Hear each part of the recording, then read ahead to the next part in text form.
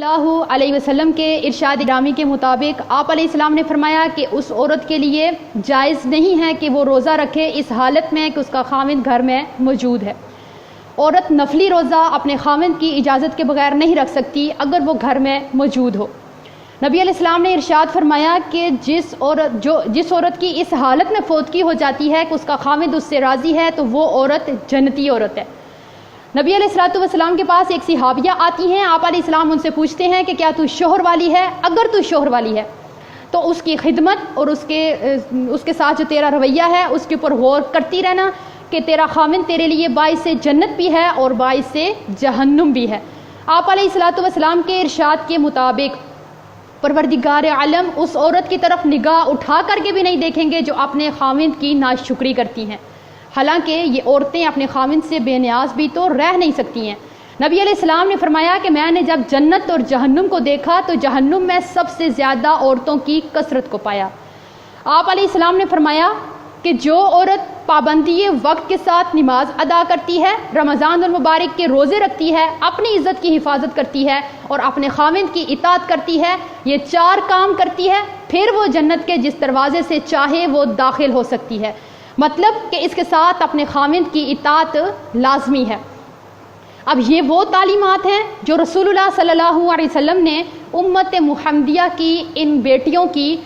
تربیت اور تعلیم کرتے ہوئے ارشاد فرمائی ہیں۔ آج میری بہنیں اور دوستیں ان تعلیمات کو سیکھنا تو بڑے دور کی بات ہے، ان کو سننا بھی گوارا نہیں کرتی، اس وجہ سے کہ کیا صرف اور صرف خاوند کے حق ہیں، ہمارا کوئی حق نہیں ہے، صرف خاوند کی ہی اطاعت کرنی ہے، ہمارے اوپر کوئی کسی قسم کا حق نہیں ہے، ہم لوگوں کو بھی حق دیا جائے۔ اگر ایک بات کو دیکھا جائے تو میری نظر سے آج تک جتنے بھی اشتہار گزرے ہیں اور جتنی بھی اس طرح کے تویز، چلے، دھاگے، پیر صاحب، ان کا صرف ایک ہی ہوتا ہے کہ اپنے خاوند کو مٹھی میں کرنے کا تویز، اپنے خاوند کو اپنا غلام بنانے کے لیے تویز، دھاگا، چلا اور دم اور یہ سب کچھ۔ اور یہ عورتیں اپنے خاوند کو مٹھی میں کرنے کے لیے، اس کو غلام بنانے کے لیے چلے کریں گی، دھاگے اٹھائیں گی، تویز اٹھائیں گی، سارا جتنی بھی خاوند کی جمع پونجی ہے جا کے پیروں فقیروں کو دے کر کے آ جائیں گی، کیونکہ ان کا مائنڈ بن چکا ہے کہ ہم نے اپنے خاوند کو غلام بنا کے رکھنا ہے، ہم نے اس کی اطاعت نہیں کرنی، اس کو اپنے سر کا تاج بنا کے نہیں رکھنا۔ آج تک اگر شکایتیں ملی ہیں تو کس کی؟ کہ ہم لوگوں کو خاوند کو فرمانبردار بنانے کے لیے ہمیں تعویذ چاہیے، کوئی وظیفہ چاہیے، حالانکہ نبی علیہ السلام نے فرمایا کہ سب سے زیادہ حق تو خاوند کا ہے اور سب سے زیادہ نافرمانی تو عورت کرتی ہے۔ آج تک کسی خاوند نے یہ نہیں کہا کہ مجھے تعویذ چاہیے کہ میری بیوی نافرمان ہے، میری بیوی زبان دراز ہے، میری بیوی ناشکری ہے، مجھے تعویذ چاہیے۔ اب یہ وہ تعلیمات ہیں کہ ہم لوگ اپنا مائنڈ سیٹ کریں، سوچ مثبت رکھیں، کیا کہ ہم نے اپنے خاوندوں کی اطاعت کرنی ہے، ان کی فرمانبرداری کرنی ہے، ان کو سر کا تاج بنانا ہے، ہم نے نہ کہ ان کو غلام بنانا ہے اور ان سے غلامی کروانی ہے۔ آج یہ تعلیمات کو دیکھیے اور میری دوستوں اور بہنوں کا اپنے خاوندوں کے ساتھ رویہ دیکھیے۔ میری دوستیں اور بہنیں یہ سمجھتی ہیں کہ ہم نے اپنے خاوند کے گھر کی صفائی کر لی،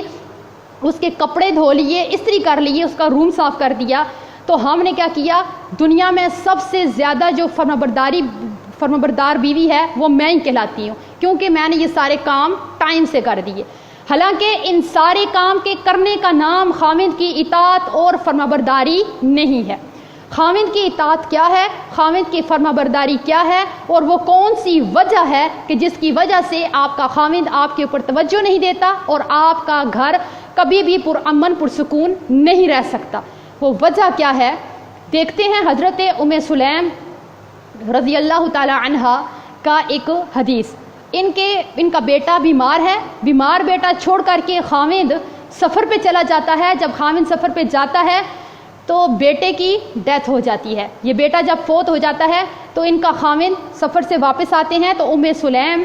مسکراہٹوں کے ساتھ، پیار کے ساتھ، محبت کے ساتھ اپنے خاوند کو ریسیو کرتی ہیں، گھر میں راحت، خوشی اور پرسکون ماحول بناتی ہیں، اپنے بیٹے کا جو دکھ ہے، اپنی ممتا کو مار کر کے اتنی بڑی پریشانی بھی اپنے خاوند کو نہیں بتاتی ہیں کہ میرے خاوند کیا ہوں گے، اس خبر کو سن کر کے پریشان ہوں گے، تو میں یہ خبر ان کو سنا کر کے پریشان کر کے نافرمان بیوی میں نہ لکھتی جاؤں۔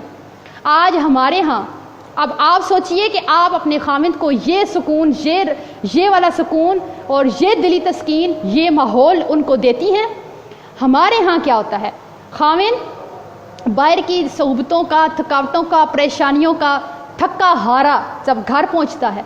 گھر پہنچتے ہی ہونا یہ چاہیے کہ اس کو مسکراہٹوں کے ساتھ ریسیو کیا جائے، اس کے لیے پرامن پرسکون ماحول بنایا جائے۔ یہ جو باہر سے تھکاوٹ لے کر آیا ہے، ایسا ماحول بنائیں کہ اس کو وہ بھی بھول جائیں۔ لیکن ہوتا کیا ہے، جیسے ہی خامند انٹر ہوا تو دن بھر کی جتنی چغلیاں تھیں، لڑائیاں تھیں، ہنگامے تھے، ختم ہوا، سودا سلف تھا، روتے بچے، بیمار بچے، دنیا کی جتنی پریشانیاں دن کو ہم لوگوں کو تھیں، ہم لوگوں کو گھر میں جو تھکاوٹ بھی تھی، وہ ساری کی ساری ہم نے خامند کی انٹری کے ساتھ ہی اس کے اوپر دے ماری۔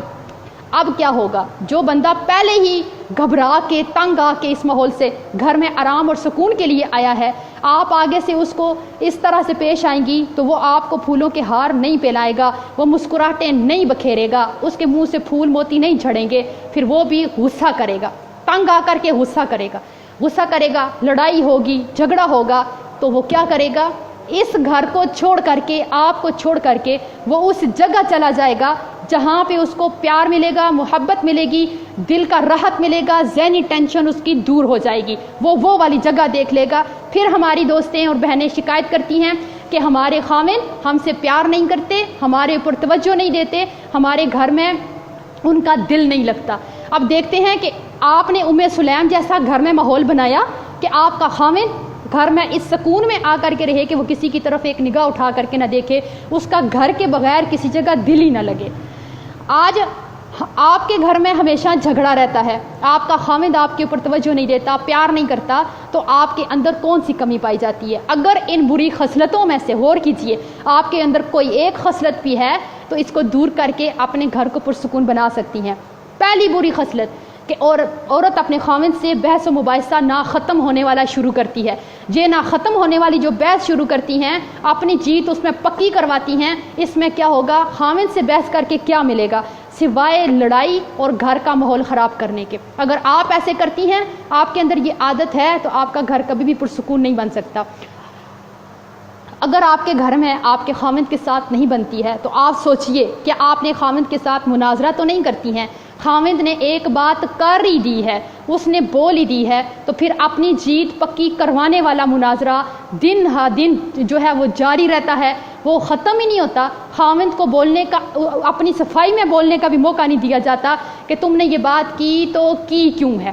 کہ اس نے اگر ایک وقت میں کوئی بات کہہ دی ہے اور دوسرے وقت میں آپ کو کرنے کا کہہ دیا ہے، پھر وہ مناظرہ شروع ہوگا جس سے آپ اپنے خامند کے دل سے اتر جائیں گی، آپ کے گھر میں کبھی سکون نہیں آ سکتا۔ اس سے آگے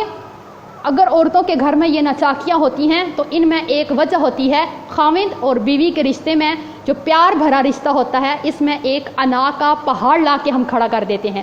کہ اگر ہمارے ماں باپ بہن بھائی ہمارے گھر ملنے آئے اور خامند کی طرف سے کسی رشتہ دار نے ان کی عزت نہیں کی، ہم نے اس کو یہ فیصلہ سنا دینا ہے کہ تیرے رشتہ داروں نے میرے رشتہ داروں کی عزت نہیں کی، اور آج کے بعد میں تیری 7 نسلوں کی عزت کرنے والی نہیں ہوں۔ جب یہ انا کا پہاڑ ہم اپنے رشتے میں کھڑا کریں گے تو یہاں پہ پیار محبت نہیں ہوگا، یہاں پہ لڑائیاں جھگڑے اور ناچاکیاں ہوں گی جو کبھی ختم نہیں ہوں گی۔ اپنے خامند کے اوپر غصہ نہ کریں۔ اگر آپ اپنے خامند کے اوپر غصہ کرتی ہیں، چیختی ہیں، چلاتی ہیں، تو آپ سوچ بھی کیسے سکتی ہیں کہ آپ اپنے خامند کے دل پہ راج کریں گی اور آپ کے گھر میں کبھی لڑائی نہیں ہوگی، ناچاکی نہیں ہوگی۔ اپنے خامند کو ہر وقت طنز نہ کریں، تان و تشنی نہ کریں اس کے اوپر، اپنے خامند کے ساتھ زبان درازی نہ کریں۔ یہی وجوہات ہیں۔ اب عورتیں جو ہیں، ہم عورتیں اپنی زبان درازی میں ویسے بھی بڑی مشہور ہیں۔ اپنی زبان جو ہے ہم اگر کنٹرول میں رکھ لیں اس وقت جب کہ خامند کو غصہ آیا ہے یا اس وقت جب کہ آپ کو غصہ آیا ہے، تو بڑے بڑے فیصلے ہونے سے ہم بچ سکتے ہیں، بڑے بڑے ہنگاموں سے بچ سکتے ہیں۔ عورت جب اپنے خامند کی عزت نہیں کرتی تو خامند کو اس میں کوئی دلچسپی نہیں رہتی۔ کون سی عزت؟ وہ والی عزت نہیں جو آپ اپنے خامند کے منہ پہ اس کی چاپلوسی کرتی ہیں، جی جان اس کو وقتی طور پہ کرتی ہیں۔ عزت وہ ہے، خامند موجود نہیں ہے، اپنے میکے جا کر کے بھی اپنے خامند کی کوئی کمی کوتاہی بھول چوک اس سے ہو گئی ہے وہ بالکل بیان نہ کریں۔ ہوتا کیا ہے، ماں باپ کے سامنے آپ لوگ جو ہے اپنے خاوند کی تذلیل کریں، بھائیوں کے سامنے اس کو گالی گلوچ کریں، اس کے چھوٹے معصوم بچوں کے سامنے اس کی تذلیل کریں، چیخیں چلائیں، لڑائی جھگڑا کریں، اس کے بہن بھائیوں میں اس کی عزت نہ چھوڑیں، پورے محلے میں بیٹھ کے خاوند کی جو ہے وہ برائی کی داستانیں بیان کریں، اپنے دوستوں میں اس کو برا مشہور کر دیں، میکے میں اس کو برا مشہور کر دیں، ہر جگہ سے کہ یہ بندہ ہی اچھا ہی نہیں ہے۔ تو جب خاوند کی عزت نہیں کریں گی تو آپ کی کون عزت کرے گا، اور آپ کی خاوند کی نظر میں کیا عزت ہوگی؟ اگر آپ کے اندر یہ خصلت پائی جاتی ہے تو اس کو چھوڑنے کی کوشش کر کے اپنے گھر کو پرسکون بنا سکتے ہیں۔ آج عورت اپنے خاوند کا فیصلہ ماننے کے لیے تیار ہی نہیں ہے۔ اگر خاوند نے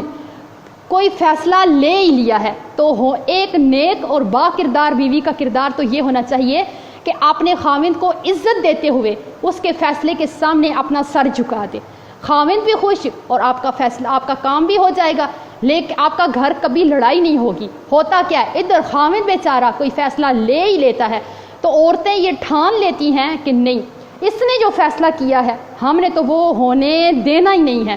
چاہے ہمارا گھر ٹوٹ جائے، لڑائیاں جھگڑے ہوں، فتنہ فساد ہو، دنیا ادھر سے ادھر ہو جائے، گھر کا سکون خراب ہو، بچے اس ماحول کو دیکھتے رہیں، ہمیں کوئی لینا دینا نہیں ہے۔ خاوند نے یہ فیصلہ لیا تو لیا کیوں ہے؟ اس نے ماں کے کہنے پہ لے لیا، باپ کے کہنے پہ لے لیا، اس کو ضرور بھائی نے کہا ہوگا، اس کو اس کے دوستوں نے، مجھ سے تو اس نے پوچھا ہی نہیں ہے اس نے۔ آپ سوچئے ایک منٹ کے لیے، اللہ نے جو عقل، فہم اور فراست مرد کو دیا ہے وہ عورت کو نہیں دیا۔ عورت کی عقل بھی کم ہے اور عورت کا دین بھی کم ہے، اس لیے یہ والی بات اپنے خاوند کے لیے کہ اس کو فیصلے کو نہیں مانتی ہیں، آپ کو تو فیصلہ کرنا آتا ہی کوئی نہیں ہے، کبھی ڈھنگ کا تو کوئی فیصلہ لیا ہی نہیں ہے، یہ والی بات ایک مرد کے لیے زہر قاتل ہے۔ زہر قاتل ہے یہ بات مرد کے لیے کہ آپ کو کوئی سمجھ ہی نہیں، عقل کا کام کبھی کیا ہی نہیں، فیصلہ تو آپ کو لینا آتا ہی نہیں، جب بھی کرتے ہیں ایسے ہی کرتے ہیں، میں نے ایسے نہیں ہونے دینا۔ جب ہم وہاں پہ آ کے اپنی عقل، فہم اور فراست کے گھوڑے دوڑاتے ہیں نا، ان کو ہم بے لگام چھوڑ دیتے ہیں نا، تو اس گھر سے کبھی لڑائی نہیں ختم ہوتی، کبھی خوشی کی خوشبو یہاں پہ آ ہی نہیں سکتی ہے، خوشیاں ہمیشہ کے لیے یہاں سے روٹ کر کے چلی جائیں گی اور آپ کے خاوند کا پیار اور محبت بھی ساتھ لے کر کے چلی جائیں گی۔ آج آپ اپنے گھر کو پرامن بنانے کے لیے اپنے گھر میں آرام اور سکون کا ماحول پیدا کریں۔ آپ اس بات کو یاد رکھیے کہ آپ کا خاوند جو باہر کی پریشانیوں سے تھک کر کے گھر آتا ہے وہ آرام کے لیے آتا ہے، وہ سکون کے لیے آتا ہے۔ آپ اپنے ایک سمجھدار خاتون اپنے گھر کا ایسا ماحول بناتی ہے کہ اس کا خاوند کسی بات سے بھی اس سے ناراض نہ ہو، اس کو کوئی بات بری نہ لگے۔ ایسے مرد اپنے گھر سے باہر کسی کو آنکھ اٹھا کر کے بھی نہیں دیکھتے، جن کو گھر سے پیار ملے، محبت ملے، چاہت ملے، سکون ملے، آرام ملے، خدمت کرنے والی بیوی ملے۔ یہ والی چیزیں جب مرد کو ملیں، مرد کبھی کسی طرح کی لڑکی کو باہر نظر اٹھا کر کے نہیں دیکھتا۔ آج ہماری بہنوں کے اندر تو اتنی برداشت نہیں ہے کہ اگر ایک خاوند اپنی ماں کے لیے علادہ سے ایک برگر اٹھا کر کے لے آئے، ایک برگر، تو بیوی سے یہ برداشت نہیں ہوتا کہ اس نے میرے لیے، میرے پورے بچوں کے لیے کیوں نہیں لایا، صرف ایک بیوی کے لیے لے کر کے کیوں، اپنی ماں کے لیے لے کر کے کیوں آیا ہے۔ تو یہ والی بات بھی ہم سے ہونا تو ایسے چاہیے، ایک با کردار بیوی اپنے خاوند کو خود اس بات کی جو ہے وہ آپ لوگ توجہ دلائیں، اس کو ٹائم دیں، کیا کہ آپ اپنے والدین کو ٹائم دیجئے، ان کی خدمت کیجئے، ان کی ہر ضرورت کو پورا کیجئے، یہ سوچ کر کے کہ وہ تیری جنت ہیں، اور یہ دیکھ کر کے کہ کل یہ ہمارے بچے بڑے ہوں گے، یہ ہماری بھی اسی طرح سے عزت کریں گے اور ہماری کیا کریں گے، عزت بھی کریں گے اور خدمت بھی کریں گے۔ آپ سوچئے اگر بیوی کے والدین آپ کی بیوی کی جنت ہیں تو شوہر کے جو والدین ہیں وہ اس کی جنت ہیں، آپ اس سے اس کی جنت چھیننے کی کوشش مت کیجیے، نہیں تو یہ ساری جو ہیں وہ باتیں ہیں، وجوہات ہیں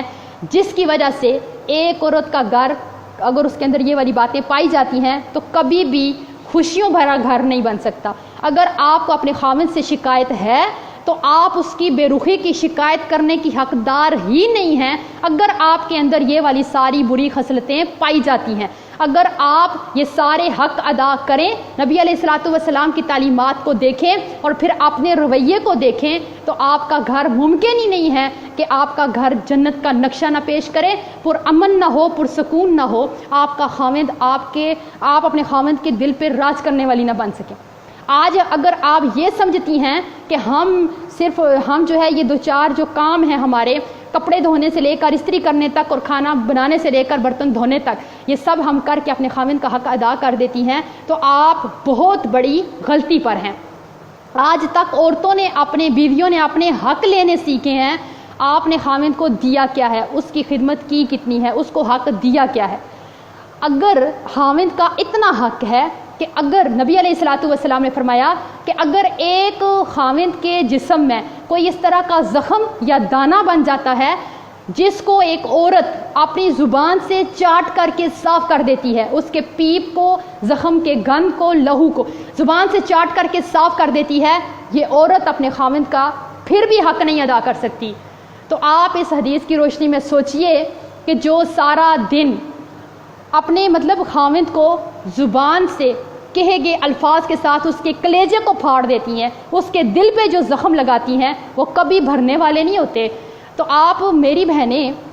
اس حدیث کو پڑھنے کے بعد آپ بے شک اپنے خاوند کے زخموں کو جسم کے زخموں کو زبان سے چاٹ کے صاف نہ کریں، لیکن آپ جو اس کو ہر وقت اس کا کلیجہ چیر دینے والے طنز کرتی ہیں، اس کو غصہ کرتی ہیں، چلاتی ہیں اور ایسی باتیں کہتی ہیں جو خاوند کو بری لگتی ہیں، آپ اس کو کم سے کم وہ والے زخم نہ دیں۔ اللہ آپ کے گھر کو خوشیوں بھرا گھر بنا دے گا۔ تو ممکن ہی نہیں ہے کہ اگر آپ اپنے گھر میں محبت، پیار اور سکون اور چاہت دیتی ہیں تو آپ کا خاوند کبھی کسی کو نظر اٹھا کر کے بھی دیکھے گا۔